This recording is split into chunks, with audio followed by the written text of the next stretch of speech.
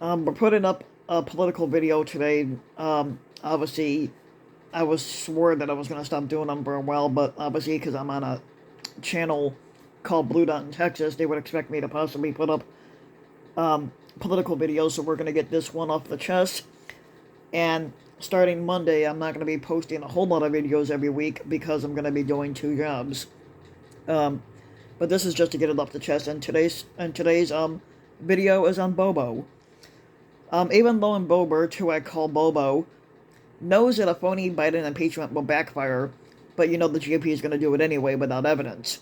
Um, so basically, with them impeaching President Biden on phony charges that's based on falsified evidence is generally understood by both the Beltway press and even by Republican leadership, or as I like to call them, Republicans. Basically, the Republicans don't have any leadership. They just want power, and they don't want to lead. They just want to be in power, but they don't want to fucking lead at all. Um, and yet, it also seems true that the House Republicans, under the under the fake leadership of Speaker Kevin McCarthy, are barreling towards an impeachment, even as Republican members in competitive districts beg him not to go there.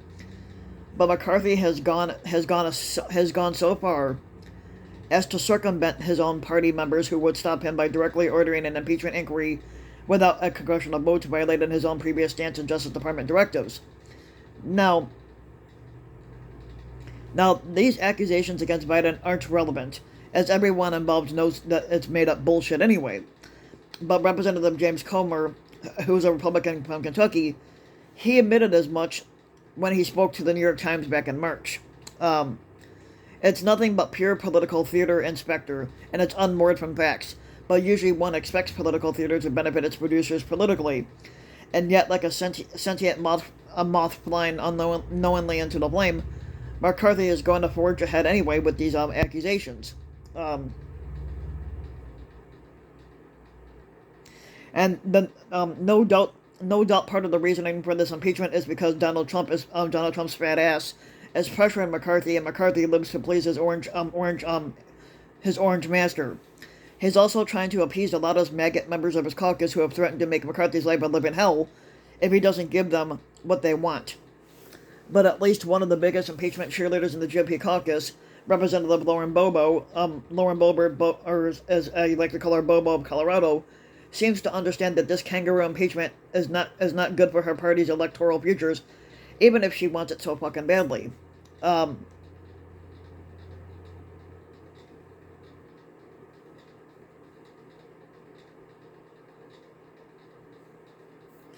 Now Bobo is one of Washington's loudest proponents of impeaching Joe Biden on made-up evidence. Olivia Bieber's of political right.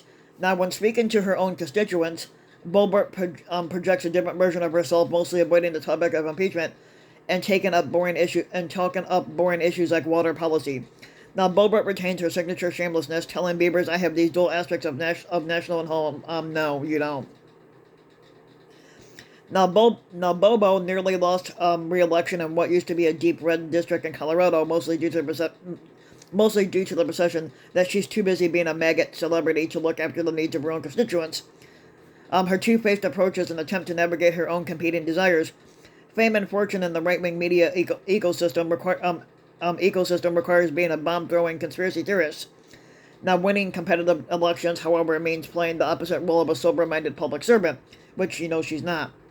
Now, Bobo would probably have her seat for decades if she could give up trolling for a life of quietly voting for tax cuts and against environmental regulations.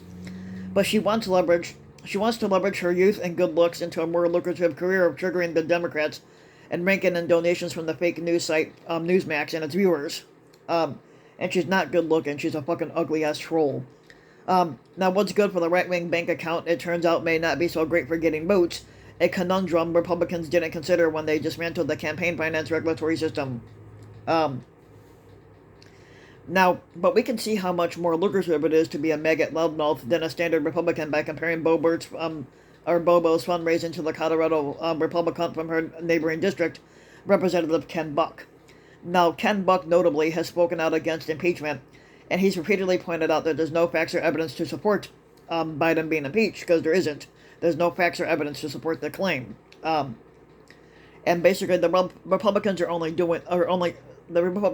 to impeach Biden only because it's revenge against Trump's fat ass being impeached twice. That's the only reason why they want to impeach Biden. They want to impeach Biden because Trump got impeached twice. Um, Now, but his unwillingness to be a bug-eyed lunatic has hurt his fundraising members. He raised about $1.6 million for his 2022 re-election campaign, compared to the nearly $8 million that Bobo raised in the same time period. Now, of course, he also won with more than 60% of the vote, whereas barely she squeaked by. Now, candidates technically are not supposed to use campaign funds to line their own pockets, though politicians like Bobich finds ways to get their hands in the cookie jar anyway. We can also see from the private jet trips and fancy dinners that were enjoyed by Donald Trump and Governor Ron DeSantis from Florida that big name candidates get to enjoy extensive luxuries on the donor paying dime. But where the big bucks lie is in the post-elected office career. Making a name for yourself as a right-wing superstar while being an elected official can mean becoming very rich indeed in your post-retirement career, mainly by selling snake oil to the same gullible people enough to vote for you in the first place. Now look at this, for instance, at the life of Newt Gingrich. He was a Republican Speaker of the House back in the 90s, and he grabbed fistfuls of right-wing fame by being a first-rate jackass, really laying out the model for future con artists like Bobich and, of course, Trump. Gingrich's career of camera hogging and trolling culminated in the impeachment of President Bill Clinton on irrelevant and trumped-up charges related to Clinton's ill-advised but not illegal adultery with a White House employee. Now, politically, this move was a big mistake for Gingrich, and he ended up driving up Clinton's approval ratings while Gingrich hurt his own reputation. Now, the Republicans blamed Gingrich for their heavy electoral losses in 1998, and he was forced out of Congress. Now, Gingrich fell from grace into a huge bucket full of money. When he was first elected in 1979, he was fucking flat out broke. His theatrical right-wing pandering got him book deals and speaking fees so that he left Congress making a 6-digit salary and sitting on $600,000 of assets. Now, it was after Congress that Gingrich became an incredibly wealthy man. In 2011, he had amassed over $100 million worth of business, largely geared around influencing and peddling and separating right-wing fools from their money. It's not even a particularly sophisticated grift, but for instance, Gingrich runs a commonplace scam on the right. Created an email list and then spamming subscribers with ads promising miracle cancer cures. As Rachel Maddow of MSNBC reported, another Gingrich racket is to create fake awards for business owners and promising them a fancy celebration dinner so long as they pony up thousands of dollars to receive their reward.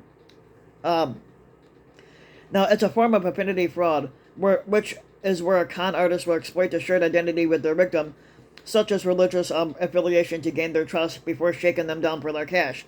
It's one reason that Republicans enjoy a great deal of turnover in the ranks of their elected officials, while Democrats stay in office until they're about to fall over dead. Now, for most Democrats, it doesn't get better for them, or any better for anybody, professionally, than being an elected official. But if a Republican used elected office to get famous with the faux audience, they can make a mint once they leave office by convincing their sycophants to waste their retirement savings on useless supplements and meaningless trophies. Now, all of this is a major reason why Biden is likely getting impeached, despite no one actually thinking he did anything wrong, because he didn't. Now, many Republicans who have no name recognition outside of their districts risk getting screwed up by this. As the fed up voters kicked them out of office, but for a few of the most obnoxious trolls in the House, the ones who drag McCarthy around by the nose, this is their moment. It's a chance to get on TV more, and then to get seen triggering the Democrats and get more social media shares, and they will become even more bigger celebrities in the eyes of people who have open wallets and no critical thinking skills whatsoever.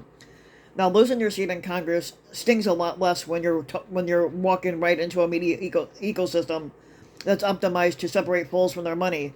And for those from deep red districts, it's a surefire way to keep the donations flowing, especially when more traditional donors are stingy about wasting money on safe seats. Now, Bobich is in a precarious situation.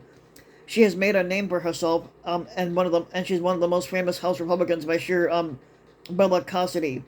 But she keeps getting outshined by the even more demented Congresswoman from Georgia, Representative Marjorie Taylor Greene. The two even nearly came to blows, and trying to put forward a go nowhere fake impeachment articles against Biden.